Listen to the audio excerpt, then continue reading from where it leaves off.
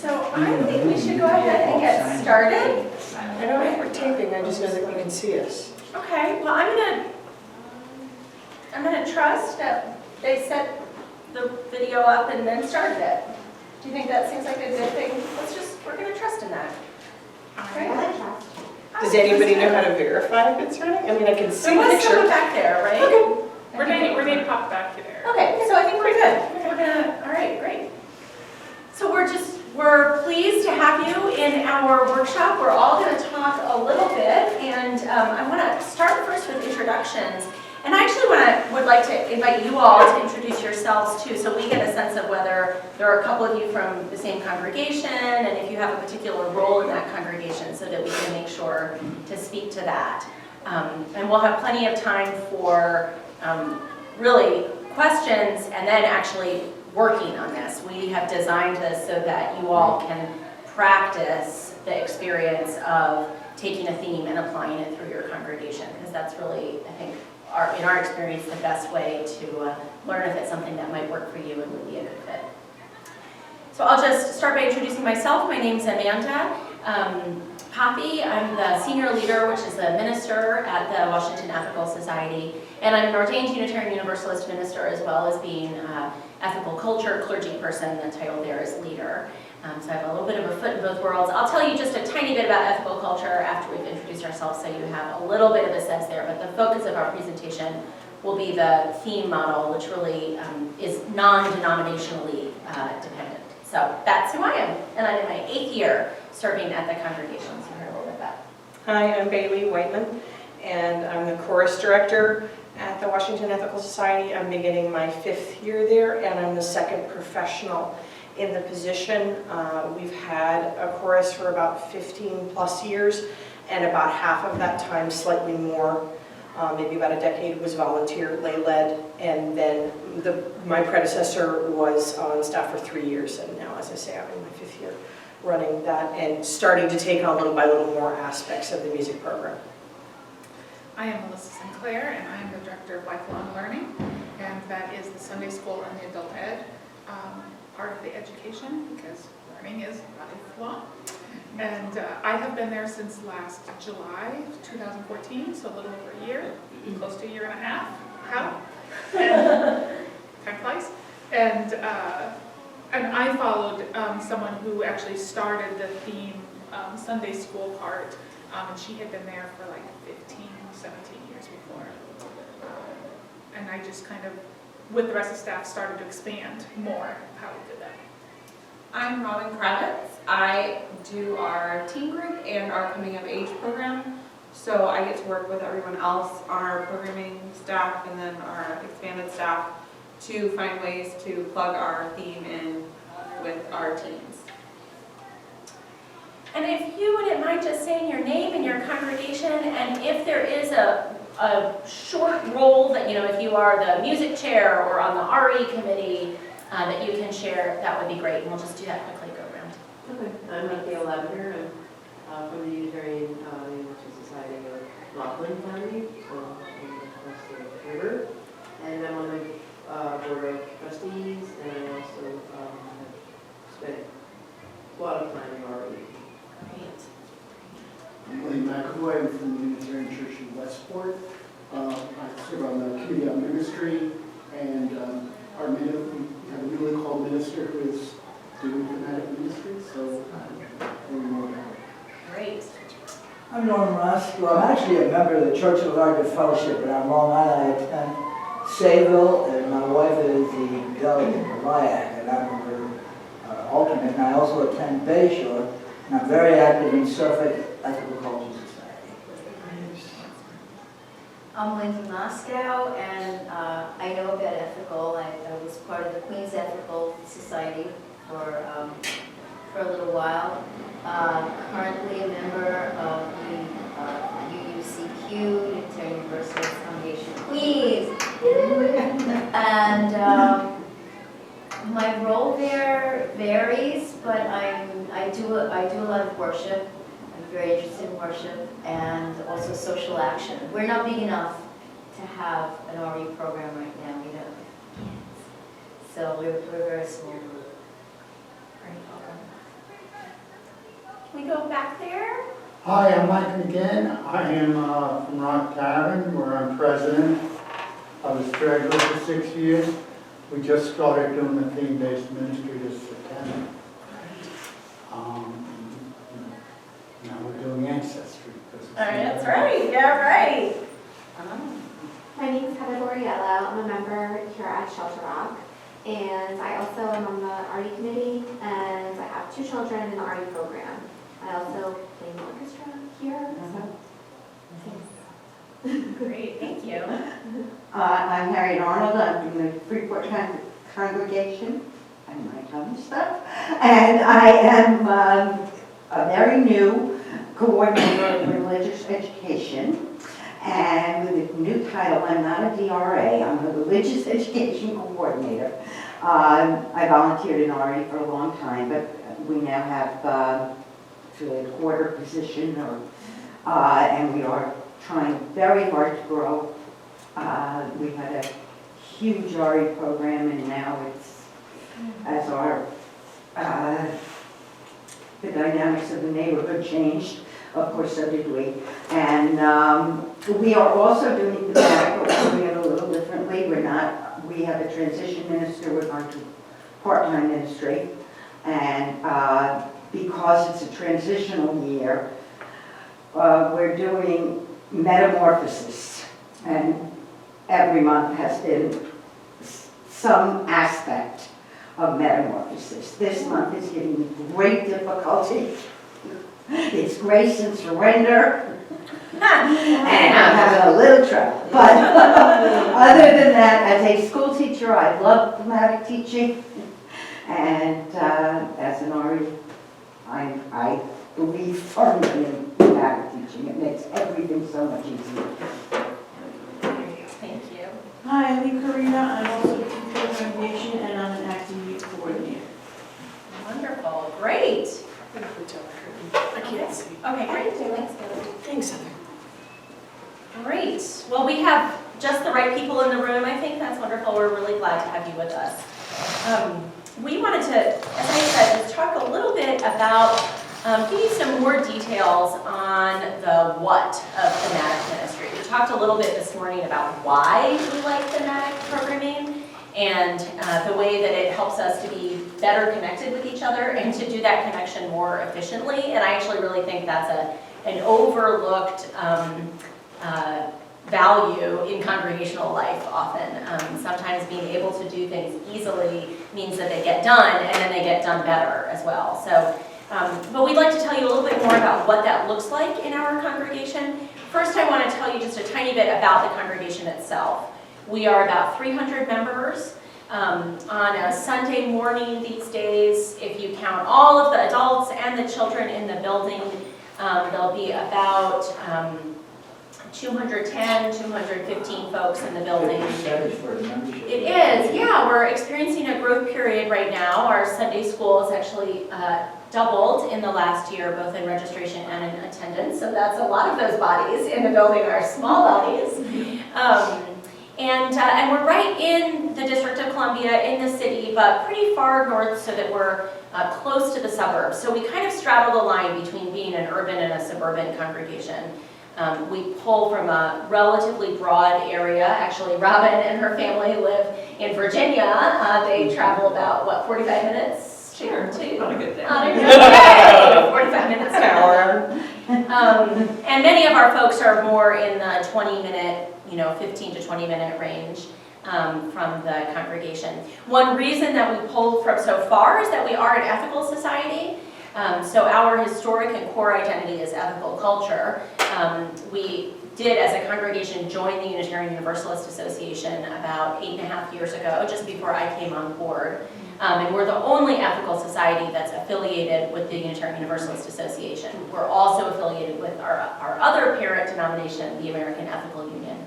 And just very briefly, ethical culture is a tradition that was founded in 1876 by a guy named Felix Adler, who was trying to create a movement that brought people together rather than dividing them by what they believe. So one of the kind of taglines is diversity in creed, unanimity in deed. So we believe differently, but we act together. You can hear a lot of the resonance with Unitarian Universalism there, I think.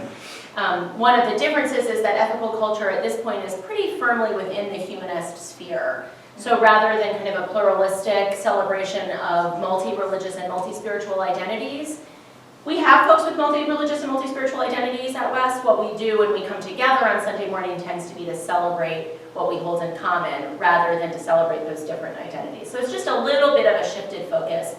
Frankly, on a Sunday morning, what you find with us won't look that different from what you find at a UU congregation on a Sunday morning, depending on the congregation. So what we presented this morning is pretty well what we would present on a Sunday morning at our place. So Very quickly, the order of service then is almost identical to an order of service with the UU church?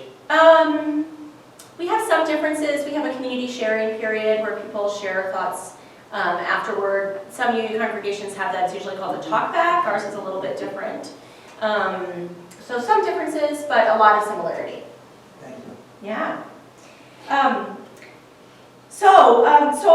We talked a little bit about theme work at the Ethical Society, which did start about 7 years ago and has really been building since then. And I think one of the big takeaways for us is that it always has the capacity to continue to build and grow and deepen. So I am sure that 2 years from now, we'll look back at this moment in time and think, oh my gosh, but we weren't doing, themed outfits. Or how could we not do Let's not do that. Thanks. how could we not have been, had that themed parking lot display, So there will be. So I'm sure that there will be more ways that we continue to deepen. But we want to tell you a little bit of what we do now at this moment in time. I talked about the newsletter article, so our reflection every month is themed. I generally write that, although while I was on sabbatical, my colleagues wrote those reflections. We have small groups, a couple of small groups that use the themes for their small group conversations. And because we're part of the Soul Matters Consortium, and I'm going to just write that up online in case you don't know, Soul Matters is the online consortium of UU congregations that share resources, and if you choose to be on their theme, a common theme. And we have chosen that with a couple modifications this year in terms of language, where the language that they chose wouldn't be the right fit with our culture. So for instance, coming up in the spring, one of the months they chose is creation. We've switched that to creativity. It's a better fit with our culture. Frankly, we're going to talk about the same thing. So we do use that. Because of that, we get resources that those small groups can use and individuals can use as well. So we get a nice big juicy packet, which we contribute to as well. Actually, the children's book lists are all Melissa's. So far. Someone else is going to jump in there. Yep. For sure. Which has exercises and readings and poems and videos you can click right from the packet and link and watch. So that's a huge resource for everyone in our congregation. Is that a UUA thing or just No. soulmatters.org? It's soulmatterssharingcircle.org. It's actually run by Scott Taylor, who does work for the UUA, but he started it when he was at First Unitarian in Rochester. And it's a separate program. He runs it like in his spare time, I guess. I don't really know how that works. And there's now a paid coordinator as well. It is a buy-in program. So congregations buy into the program, and the cost depends on the size of the congregation. And there's an initial cost. I'm not sure if it's .org or .com. There's an initial cost and then a yearly re-up to stay in that program. And we found that it brings a lot of additional resources to us. So we do that thematic work upstairs. Every Sunday morning is related to the theme throughout the month. That was a huge shift for us. It used to be just the first Sunday of the month for the services, for sermons. And the shift has significantly deepened our experience with the theme. And more people know we have one, right? That's the... And then you're going to hear a little bit more about music and Sunday school as we go around.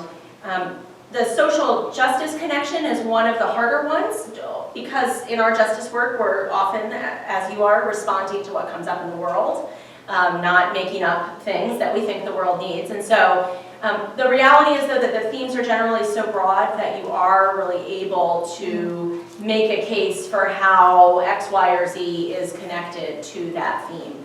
And you can kind of wrap it in that way as well. Well, Melissa, would you talk about Sunday school next? And Sure. then we'll... And I think it's .org. .org. Okay, Yeah. great. Thank you. Thank you so much, Robyn. So I came last year to an already well-established themes being part of our Sunday school. They had what was called a workshop rotation. That was how they taught the themes. But they would explore a theme for a month, and that was for our kindergarten through 5th grade classes, which was divided into 2 groups. Now it's divided into 3 groups with our growth. It just went to 4. But So we have more classroom space. right. And so what we do is that the way it was done last year. So I'm sharing that because there's lots of ways to go about this. The way we're doing it is not necessarily the only way you can do it. So the way my predecessor Peggy did it was that she had the one story for the month, and then that class would explore different angles of that story each of those weeks in maybe a slightly different way. I found that a little bit confining, like it's one story, but like, oh, I really like this aspect or whatever. So I was like, well, let's do more stories. And so the first week, the entire congregation hears one story that ties well for everybody. Because some of those stories, might be really great for kindergarten, but not so great for 5th grade, right? So then each week we have a different story. So like this month's ancestry for the Soul Matters, as was mentioned back here by Mike, is that right? Yeah. And so I had one week was on what was a story about how there was a girl who goes one week to visit her grandmother and grandparents who only speak Spanish, and all the things that they do with that ancestry and so on. So each week is a little bit different, and then the activity is tied to that, the lesson is tied to that, and if possible, the craft is tied to that. For instance, this week we're trying different fruits from around the world and how what we eat is part of our ancestry and so on. We mentioned in our little go-around thing about ancestry that our popcorn theology is now doing, the teachers came up with, not me, which was awesome, they said, hey, what if we pick films that are tied to the theme? And so they chose Whale Rider for ancestry, and the kids are watching Whale Rider. And then they're discussing the ethical themes, and then the next month is expectation, so then they'll tie something into expectation. And so that's what we're doing with Sunday school. You don't want me to touch with adult ed at this point, right? No, go for it. Okay, adult ed. So for me personally, I think it has helped the group who's doing adult ed even more than the Sunday school at this point, because it's really hard to know, like, well, what do we do for adult ed? Like, well, so-and-so teaches this, and so-and-so can teach this, and oh, I've heard, and you just like, you don't have anything to kind of get behind of like when to do what. But then when you have like these themes, you're like, okay, we know November's ancestry. We should do something once a month for adult ed. That's where we are now. Maybe you guys have 50 things you do a month, I don't know. We're like, let's pick one thing a month. So I go, what can we do for ancestry? And we're like, oh, we know, and this is something new that we're doing this year, which is also great. Someone who we know happened to be interested in our organization's history and civil rights and what they've done in the past.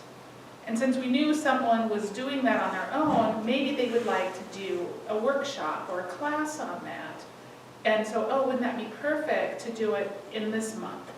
And you have the whole year in front of you, right? So like, oh, I just got trained in Adult Owl. February is Desire. Oh, that'd be a really good month to plug in Adult Owl. And so it gives you can fill out your whole year then easily. And what my hope is, people start going into these themes, and maybe something really ticks in their brain. They're like, oh, I didn't realize, I hadn't thought about that before. adult ed class. Maybe I might want to explore it a little bit deeper. And so that's kind of cool. And then the other thing that's cool just about the whole Sunday school thing and the adult ed thing is that all the ages can talk with each other about how they're all doing the same thing. So the person who is learning about the civil rights stuff and the adult ed thing can talk to the kid who's learning something about ancestry and what, so there's more of that intergenerational stuff going on. So that's Sunday school and adult ed and how kind of we're going with it. Did I leave anything out? No. That sounds perfect. Could you give it to Robyn, maybe to talk a little You got yours. Yeah. So if you're reading one story a month, are you reading just parts of that story, or are you're summarizing the next week? How Yeah, does it- what they did, and I changed it last year because I didn't like it, but what they did was at the beginning of the month, they would read that story, and then the next week, they would maybe read it again, and then the third week, they'd maybe ask a child to paraphrase it, and maybe the fourth week, they would choose let's tell the story backwards. I didn't necessarily like that because I have children with that. I personally have a child with language processing disorder, and so I'm like, I don't like that. But they did that to make it more like, well, you don't want to tell the same story all the time. And so it's a way to process it differently. It's also harder if you don't have the same kids attending all the time. And so I personally try to like this standalone. While the whole month is ancestry, this week.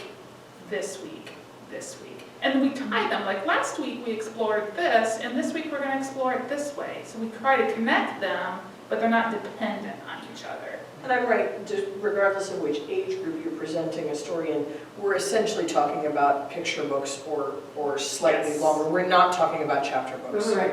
And then for the congregation, you're reading that story every week?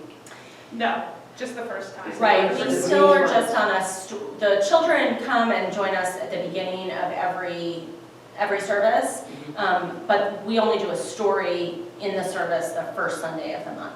The other Sundays, they're there for the opening song, which is theme related, and they're there for the candle lighting and all of those pieces. But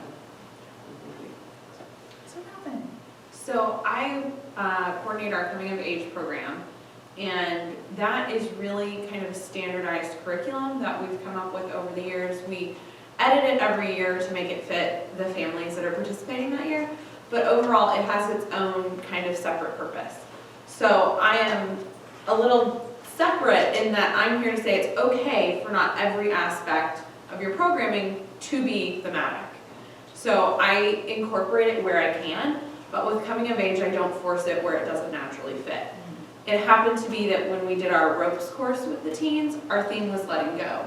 That was very simple to make that literal connection to that. But with ancestry, it doesn't fit. We're talking about teenage brain development. And I could work it in, but there's so much I want the teens to get out of teen brain development that it doesn't feel natural.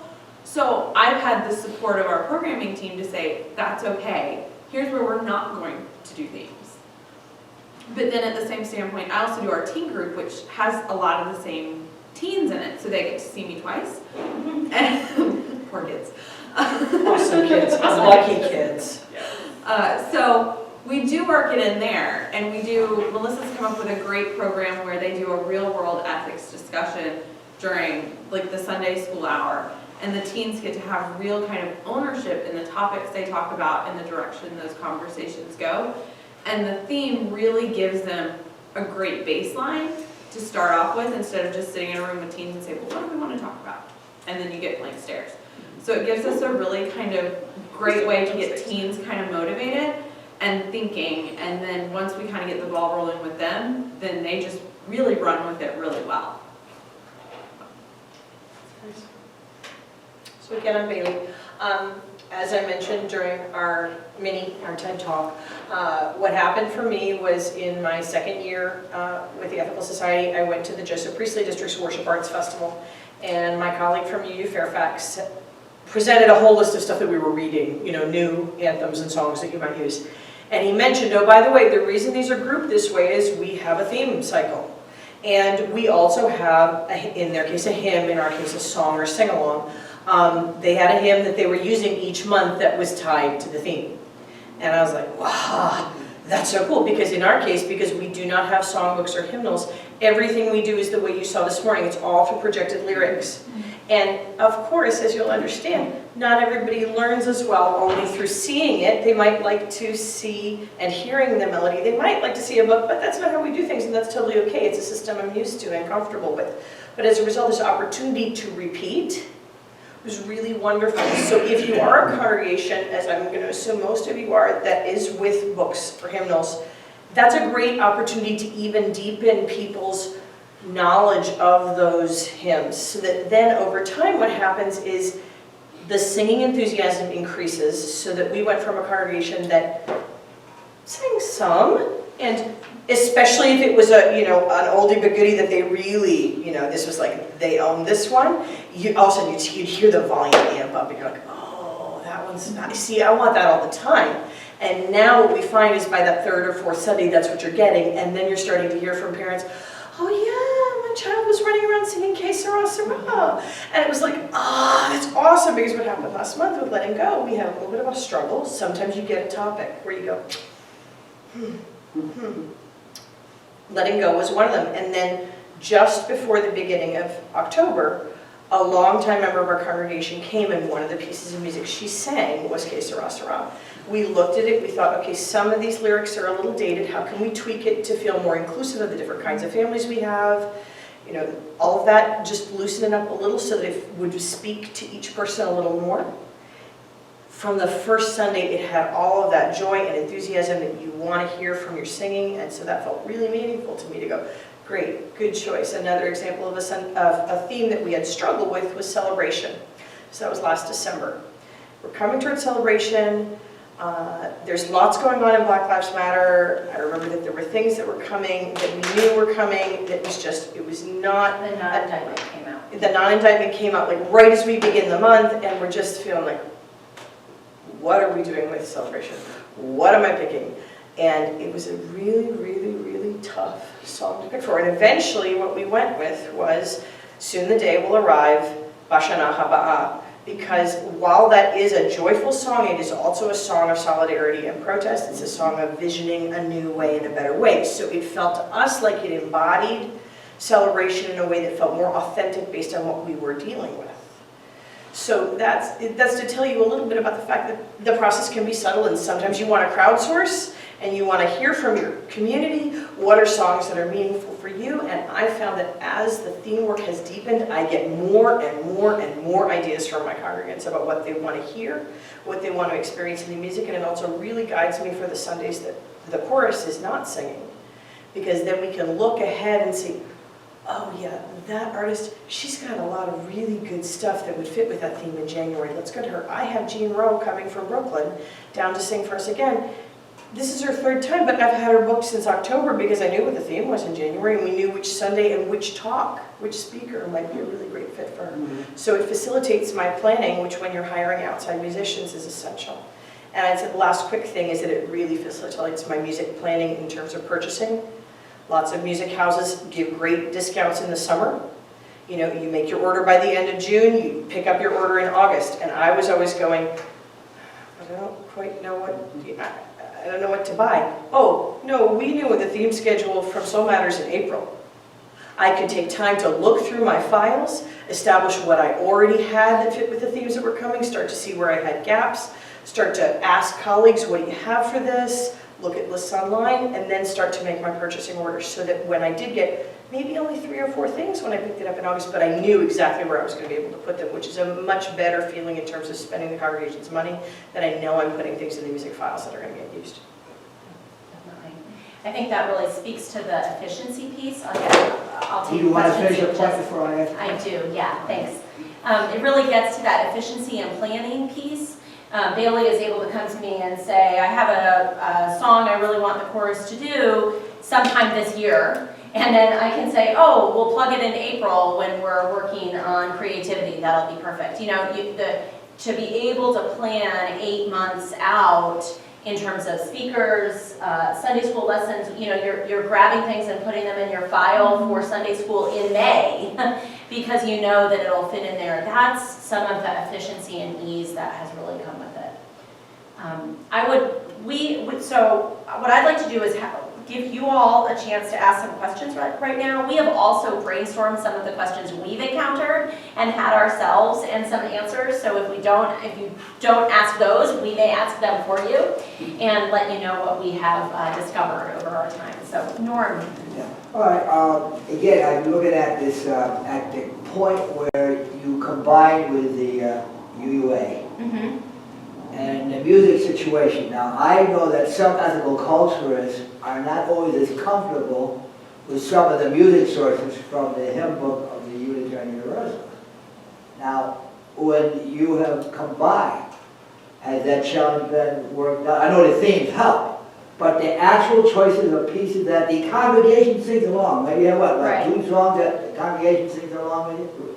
And then you have the choir sing. You will ever have a situation where an instrumental is done classically, usually a classical piece? Or none. So I can address, this is a great question, Norm, thank you for it. I own in my files what we would call the gray hymnal and the teal hymnal, and I also own the purple hymnal. So that's the Spanish translation, the Spanish hymnal that includes some stuff from the teal book and additional music. Those are my 3, plus I own, I don't have it sitting here, I can show you at the break, I own the orange hymnal, which is the 1955 American Ethical Union hymnal, which was edited by Vincent Silliman, and published by Beacon House Press, I think. So you can see, I have lots of things to draw from, and I now have Westchester Ethical Society published a songbook, so I have that as well. And then my files and Rise Up Singing, and I'm going to get the new volume that has followed Rise Up Singing. So I have a lot to draw from. Of course, as you can imagine, as is frankly true for Unitarian Universalist congregations as well, there's a lot of the gray hymnal that I don't use. There's a lot of the teal hymnal that I do use. There's sections of the teal hymnal I don't use. The stuff that's predominantly theistic language, we're just not going to do it. It's totally okay. I've got the world open to me, so if the Beatles is more appropriate, I'm empowered to do that on a Sunday morning, and actually I think that that's sometimes for UU congregations, it can be restrictive, the fact that it's like, well, it has to come out of the 2 books. Whereas the congregations that have moved to rejecting lyrics much more are starting to see that flexibility, that they don't have to, it doesn't have to be those 2 books every week. And yet those 2 books have a huge amount in them, and when you add the purple hymnal in as well, it's really, there's a lot there. In addition, as a quick example, in the gray book, Hail the Glorious Golden City. That's the same tune as Blue Boat Home, except the Blue Boat Home, a little more relaxed style. When I started taking Hail the Glorious Golden City, which is Felix Adler's words, and putting them on the Blue Boat Home style accompaniment, people had a whole new access point to it. So that sometimes you're just taking what you have, tweaking how the styling, and all of a sudden people have a new experience. So there's lots to work with. I just want to add that we've been singing Amazing Grace to House of the Rising Sun. With perspective. Yeah. And we've done that twice now. Yeah. We've got some good ones. Did you have resistance from the congregation? Great question. Yeah, so not in the beginning, but that's because no one knew we were on themes. Right, like including the staff. So, you know, that was the subtle theme era. Stealth themes era. We now are actually really transparent with the themes. We try to communicate them broadly because we have so many access points for people. One of the things that we've done this year is had a couple of conversations, one of them quite broadly attended, inviting lay leaders to come in and look at the year's arc of themes and give us all of their ideas for what they think we should explore during those themes so that we can incorporate that all the way through. Our previous year's artist did that with the art as well. So for the 2 weeks before the coming month, people would have a chance to share their thoughts about the theme and have it then reflected in the art. She was a collage artist. Our current year is an oil painter, so you can't do that quite as in the same way.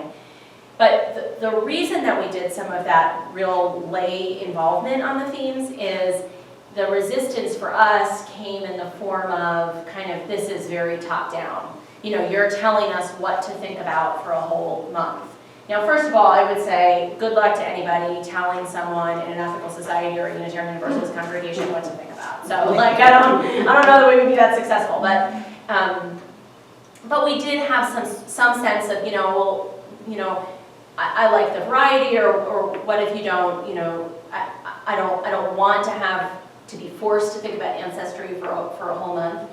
That was a minimal response. I think creating opportunities for lay people to really be involved in the creation, and certainly in Sunday school, Melissa works with lay teens on each of those classes who create the curriculum in a lot of ways with a huge amount of leadership from Melissa. I think that was helpful. And then the other response that I have for folks, honestly, I don't care that much if people know we have themes or don't know we have themes. What I want them to experience is excellent programming. And so for me, themes enables us to provide more excellent programming on Sunday morning and Wednesday evening and all of the times in between.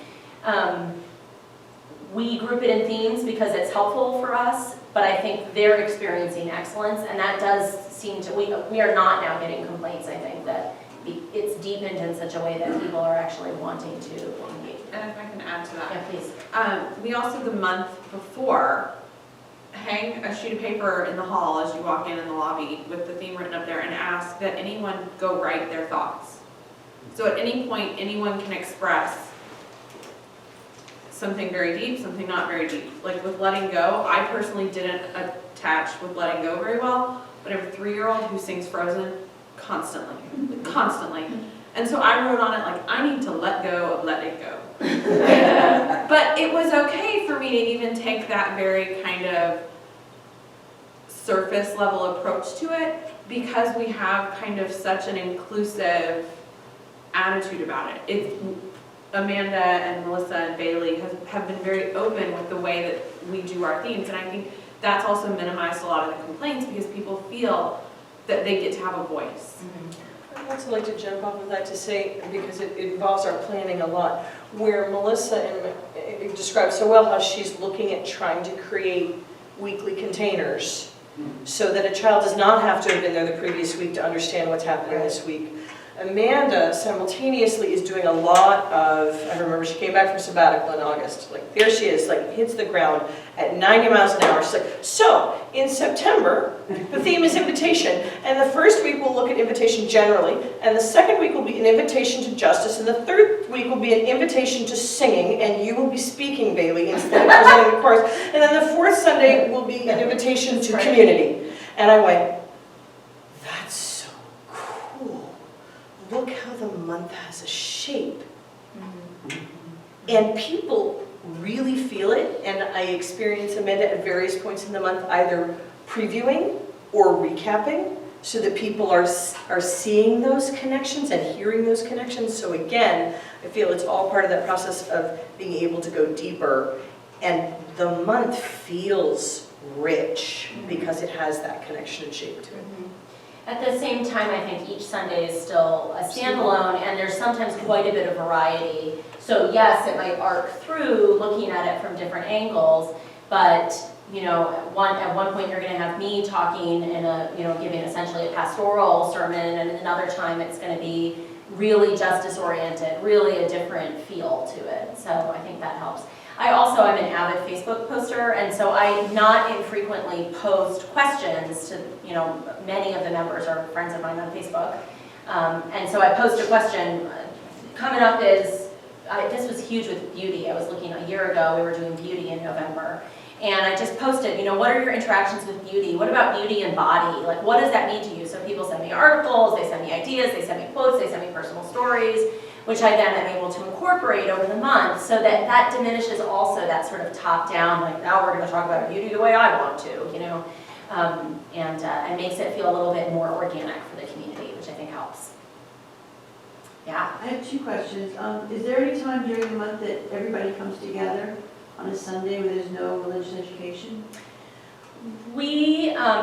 So the kids are with us for like about 10 minutes every Sunday. We don't do monthly multi-gens. We end up with a multi-gen, though, about every other month, I would say.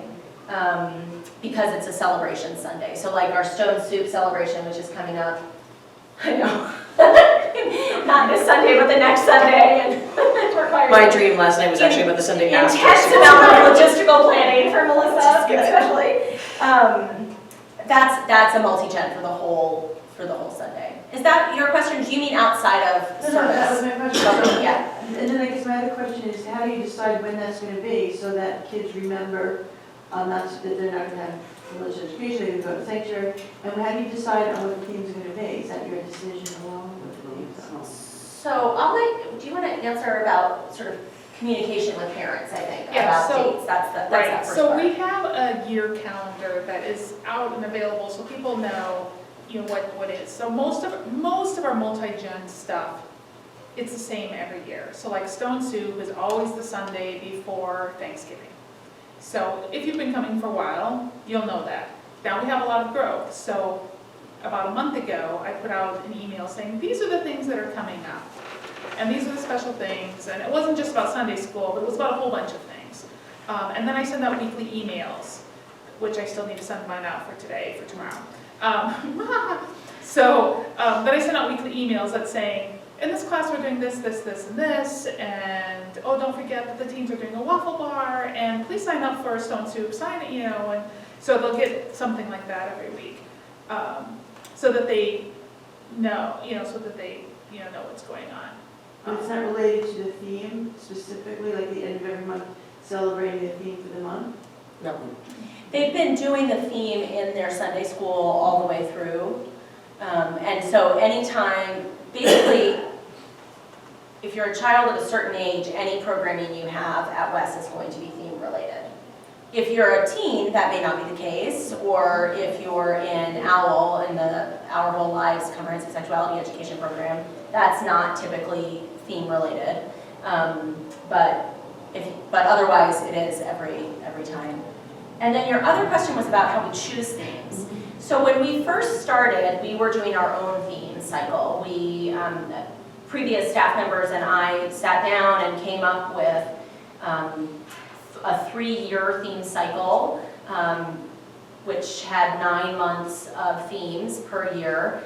Basically, kind of what we thought was most important in ethical culture, the most important values to explore, the most important ideas. And we repeated that theme cycle twice.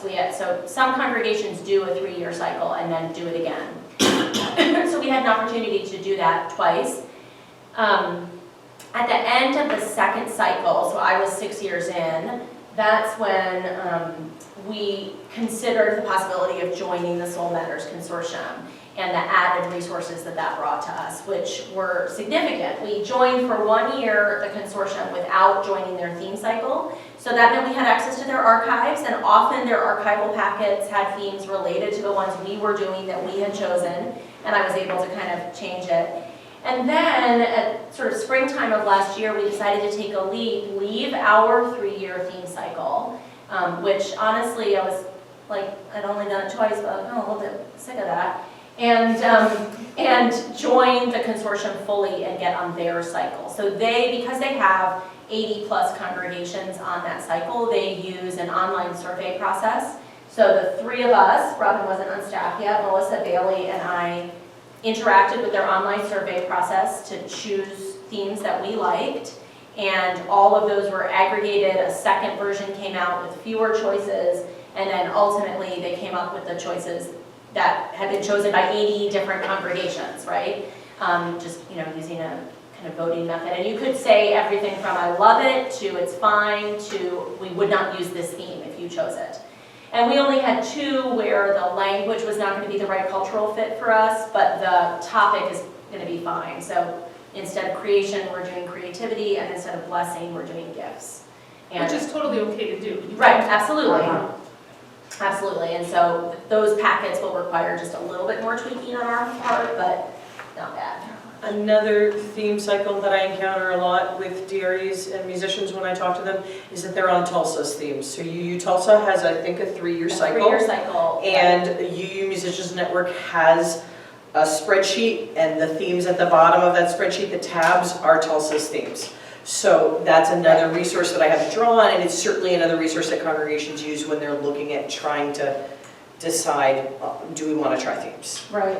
There's also, I'm sure you're familiar with this, Wendy, that online, the UUA's main website has a section called Worship Web, which has lots of, they have whole worship services on there, they have readings, they have prayers, they have, all sorts of things. Worship Web has started using tags, so it's an easier way to search on Worship Web, and they've synced many of their tags up with the Soul Matters themes. So I can go on there, and they don't actually, it's interesting, this month they didn't have a tag for Ancestry, but the director of Worship Web popped online, because she knows many people are doing Ancestry this month, and said, we don't have an Ancestry tag, but we do have a Generations tag. So search for Generations and you'll find our material that way. So there's a lot of online sharing all over the country, which is just an incredible resource. Just a quick side story. Our congregation is involved in affordable housing, which is a big issue now because, I don't know if people know, New York City certain sections are being rezoned. So it's really important that people get out there and advocate and agitate for affordable housing in those areas that are being zoned. But long story short, I went to Worship Web because we did a kind of interfaith candlelight vigil. And I was asked to do the UU piece, and I found a wonderful poem that was actually for the dedication of a new sanctuary, but it was about home and valuing what people bring to home and what home would look like down the road, that kind of thing. And I adapted it to this particular event, and it worked smashingly. It was absolutely perfect. That's great. And then I sang "Gather Here," which was also very appropriate and easy for people to pick up. People know "Gather Here," but after the first time I had gone through it, people were already singing, so it worked really nicely. That's going to be my headdress today afternoon. Other questions? Go ahead, no, You know I'm what, talking yeah. about, you go ahead. I actually was just wondering about the artist. Yeah, so we're really lucky. You saw the projection. Yeah, it's amazing. You should tell the story behind that piece too. Yeah, so we had, it started last year. We have a very plain meeting hall, no iconography, no pictures, lots of big windows, and we wanted to do something. We had been talking about more art and more visuals in our space, and we had a lay leader who is a collage artist, and who had said no every time I'd asked her to do something for all these different, it's a great story about sort of finding the right role. And I said, well, would you do a collage for us? I want to start this monthly collage thing. And she said she would do 1 month. And that was all she could commit to. And she ended up doing 10 months of collages for us, using an amazing process. By the end, one of our months last year was transformation.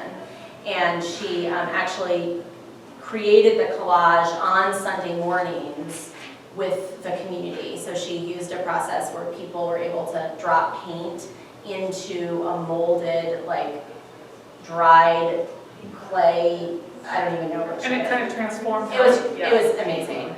And then this year we have an oil painter as our artist in residence for the year. And in both cases, I think the thing that makes it really rich is the thoughtfulness that they put into the work. So it's not just a beautiful piece of art, but it's connected to how our community is exploring the theme. Last year, she literally collaged in the words from that paper that Robyn was talking about. I was She would thinking about that. write them in, print them off, collage it in, just incredible. Obviously not going to work with oil paint, but with as I think Robyn mentioned during our old tech talk this morning, we had talked about how Ancestry was going to be an interesting one for our community to explore because we have a ton of adoptive families, we have foster families in our community, just people who have many families made up in many different ways. And we spoke with the artist about that, and he incorporated then and wrote an artist statement, which goes with the piece, which everyone has, it's hung with the piece, that talks about the fact that apple trees new apple varieties are created by grafting different trees together. And so in the painting, the roots are obviously sort of the deep ancestry we have, but then the tree has multiple different colors of apples because our family is grafted together from different places. So just the depth that brings in to the exploration within our community. How do you decide, like I said, I have a couple of questions. How do you just, is that someone who's a member of the congregation? Yeah. So you draw on the membership of the congregation? Yeah. Okay. Yeah. I was curious because, we were kind of envisioning, wouldn't it be great to have the kids draw pictures of the theme and then display it. But then I even went further and for some of the other kids that are more advanced, maybe even just let it be, one person's chosen. I don't know, I just look for Sure. Yeah, actually, I didn't even touch on that. So last year, we just started that, and it was fabulous. Having the children do art. Right, so this year, I was like, well, how can we incorporate the kids thinking about, a different way? And I went to Gabrielle Farrell, who's at River Road UU. She started doing this, and I was like, can I steal this idea? And she said, yes. So I'm giving her credit for it, it's not my idea. Where we have each grade the first week of the month when they're exploring what it means to them before, so it's their own ideas. So letting go. It's like, well, what is your ideas of letting go? And they get a little wood block, like building blocks that are old, that we painted them blue so they'll look nice. We have a piece of cardstock that they just glue the top and bottom. And they draw a picture on it of what it means for the theme. So for letting go, they each on their own decided, well, what do I think letting go means? And so they draw it on there. And some of it was like letting go of balloons, and some of it was letting go of my bicycle. And a lot of them were like having to let go of my parents, because we have a lot of parents who travel.